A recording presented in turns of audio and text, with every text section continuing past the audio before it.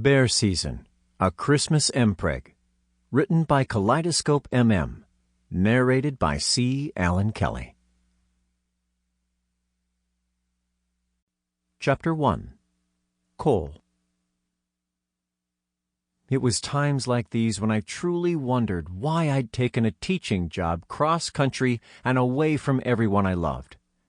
It wasn't like I couldn't get a job back in Chicago, but I had just graduated with my teaching degree, and when I saw the ad for the position here, I was struck with a sense of adventure. I decided to apply. Of course, I had gotten the job instantly, and within a week of graduating, I'd found myself in the small town of Springer Grove. The place had its charms, don't get me wrong. The lakeside destination was beautiful and perfect for outdoor activities that served a nature lover like myself well. But the winter here is harsh, and that's why I was sitting in the airport. My flight had been delayed for just over 5 hours, and I was beginning to feel beyond irked about it. It was Christmas Eve, and the thought of being snowed in and alone on Christmas itself was not something I even wanted to think about. Perhaps I normally wouldn't have cared so much. I always thought of Christmas as just some big commercial holiday, and I wasn't one bit religious. But I'd learned in the last year working away just how much a holiday like Christmas meant. It was one of the only times during the year that I'd actually get to see my family, as annoying as they were. We'd sit down around the fire and drink eggnog and eat turkey till my stomach burst, watching Christmas specials on television till I eventually fell asleep in the bedroom I'd grown up in. This year I was desperate to get home, because the truth was, ever since Brody and I had split up, I'd realized just how much I hated being alone. I had met Brody almost a year ago at a New Year's Eve party of a co-worker of mine, Janet. It was love at first sight, for me anyway. As he sauntered across the room, his dress shirt sleeves rolled up and showing off his delicious forearms with a beer in hand, I'd decided he was the one. I closed my eyes for a moment and reminisced on our first meeting. He was tall. Even with my 5'10", he towered over me, his body broad and muscular, and his cropped hair the color of bitter dark chocolate.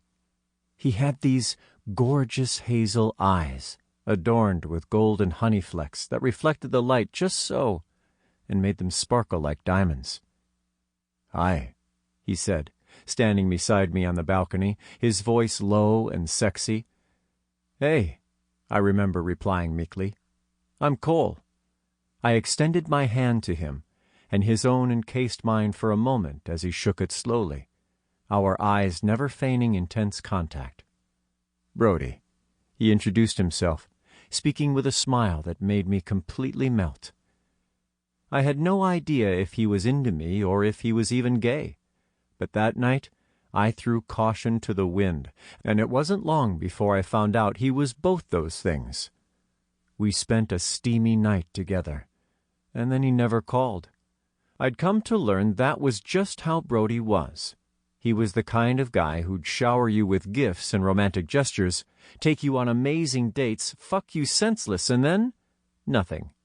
He was always sending mixed signals. When we were together, it was like nothing was wrong. But then he'd disappear for days on end and never return my calls. It didn't help that he was a pilot and was frequently jet-setting across the world. It also didn't help that he was a bear shifter, and his whole world was so foreign and new to me. Being with Brody had been the most intense 6 months of my life, and being apart these last 6 had left me totally miserable.